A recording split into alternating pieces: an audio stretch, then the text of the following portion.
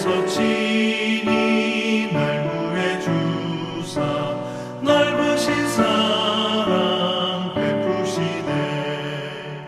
무거운 짐을 나 홀로 지고 견디다 못해 쓰러질 때 불쌍히 여겨 구원해 주니 은혜의 주님 오직 예수.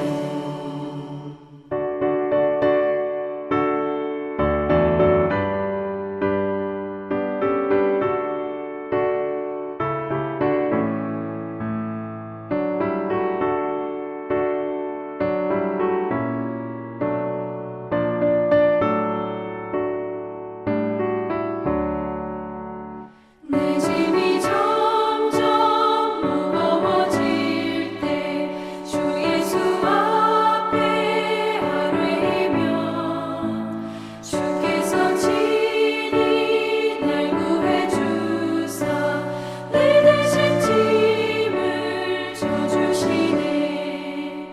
무거운 짐을 나 홀로 지고 견디다 못해 쓰러질 때 불쌍히 여겨 구원해 주니 은혜의 주님 오직 예수. 마음의 시험 무서운 죄를 주 예수 앞에 아뢰면 예수는 나의 능력이 되사 세상을 이길 힘 주시네.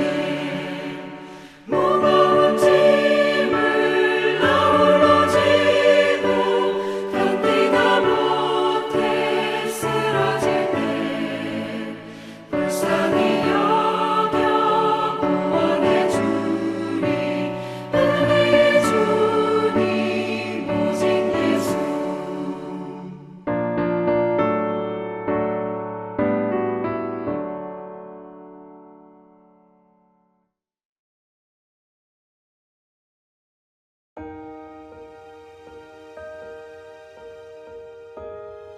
사람들이 다윗에게 전하이르되 보소서 블레셋 사람이 그 일날을 쳐서 그 타작마당을 탈취하더이다 하니 이에 다윗이 여호와께 묻자와 이르되 내가 가서 이 블레셋 사람들을 치리이까. 여호와께서 다윗에게 이르시되 가서 블레셋 사람들을 치고 그 일날을 구원하라 하시니 다윗의 사람들이 그에게 이르되 보소서 우리가 유다에 있기도 두렵거든 하물며 그 일날 가서 블레셋 사람들의 군대를 치는 일이리이까 한지라. 다윗이 여호와께 다시 묻자온데 여호와께서 대답하여 이르시되 일어나 그 일나로 내려가라. 내가 블레셋 사람들을 내 손에 넘기리라 하신지라. 다윗과 그의 사람들이 그 일나로 가서 블레셋 사람들과 싸워 그들을 크게 쳐서 죽이고 그들의 가축을 끌어오니라. 다윗이 이와 같이 그 일날 주민을 구원하니라.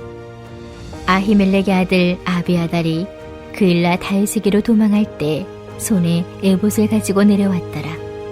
다윗이 그 일날에 온 것을 어떤 사람이 사울에게 알림해 사울이 이르되 하나님이 그를 내 손에 넘기셨도다. 그가 문과 문빗장에 있는 성읍에 들어갔으니 갇혔도다. 사울이 모든 백성을 군사로 불러 모으고 그 일나로 내려가서 다윗과 그의 사람들을 애워싸려 하더니 다윗은 사울이 자기를 해하려 하는 음모를 알고 제사장 아비아들에게 이르되 에봇을 이리로 가져오라 하고 다윗이 이르되 이스라엘 하나님 여호와여 사울이 나 때문에 이 성읍을 멸하려고 그 일나로 내려오기를 꾀한다 함을 주의 종이 분명히 들었나이다. 그 일날 사람들이 나를 그의 손에 넘기겠나이까? 주의 종이 들은 대로 사울이 내려오겠나이까? 이스라엘의 하나님 여호와여 원하건대 주의 종에게 일러주옵소서 하니 여호와께서 이르시되 그가 내려오리라 하신지라. 다윗이 이르되 그 일날 사람들이 나와 내 사람들을 사울의 손에 넘기겠나이까 하니 여호와께서 이르시되 그들이 너를 넘기리라 하신지라. 다윗과 그의 사람 600명 가량이 일어나 그일라를 떠나서 갈 수 있는 곳으로 갔더니 다윗이 그일라에서 피한 것을 어떤 사람이 사울에게 말하매 사울이 가기를 그치니라. 다윗이 광야의 요새에도 있었고 또 십광야 산골에도 머물렀으므로 사울이 매일 찾되 하나님이 그를 그의 손에 넘기지 아니하시니라. 할렐루야. 말씀으로 하루를 시작하시는 성도님들에게 하나님의 은혜와 평강이 가득하시기를 주님의 이름으로 축원합니다.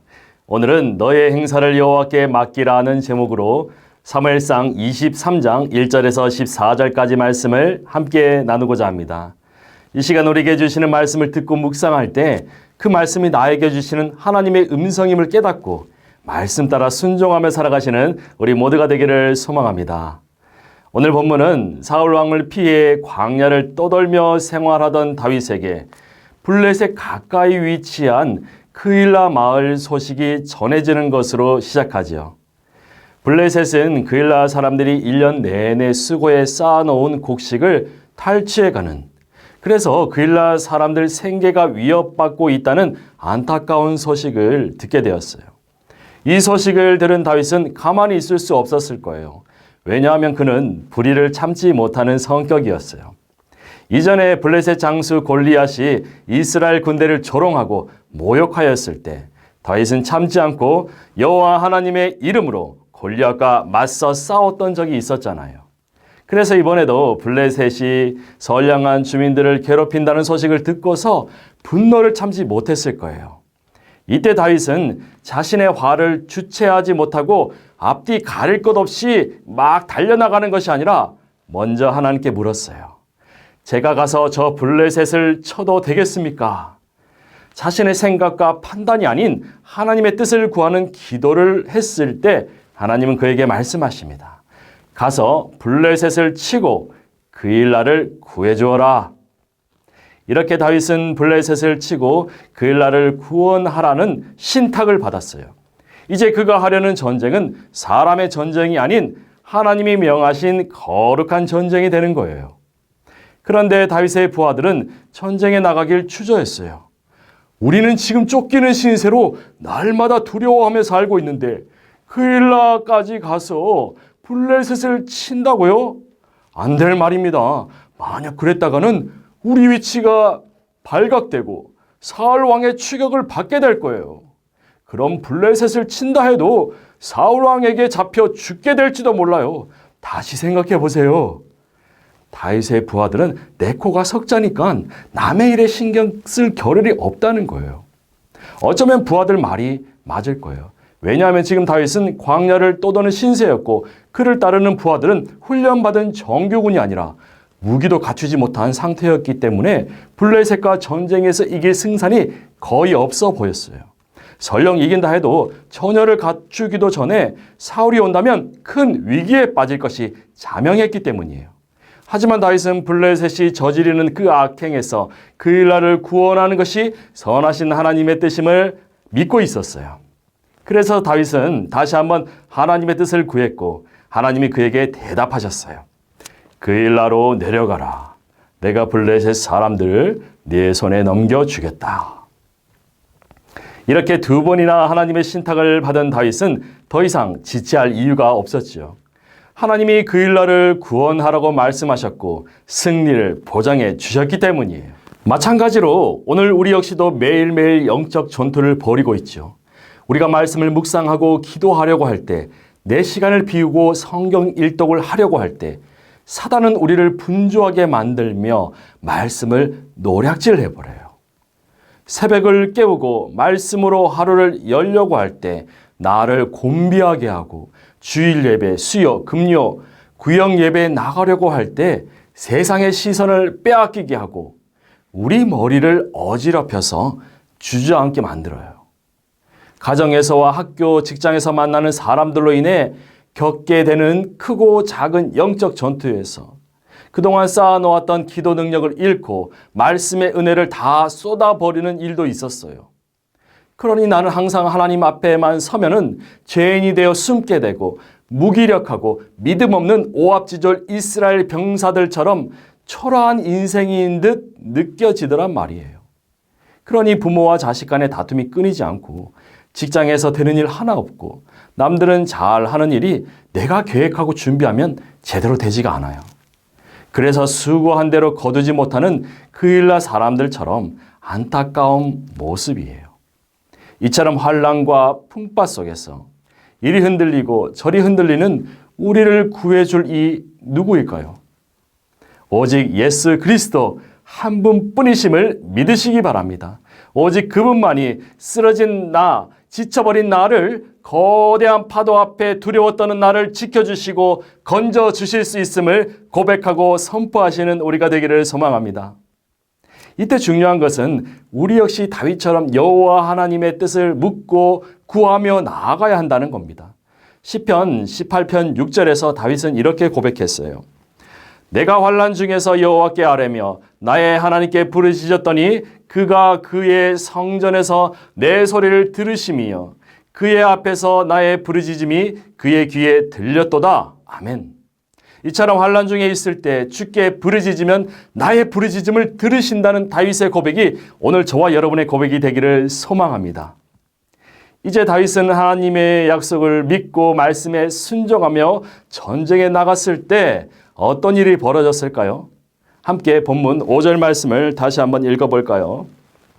다윗과 그의 사람들이 그일라로 가서 블레셋 사람들과 싸워 그들을 크게 쳐서 죽이고 그들의 가축을 끌어오니라.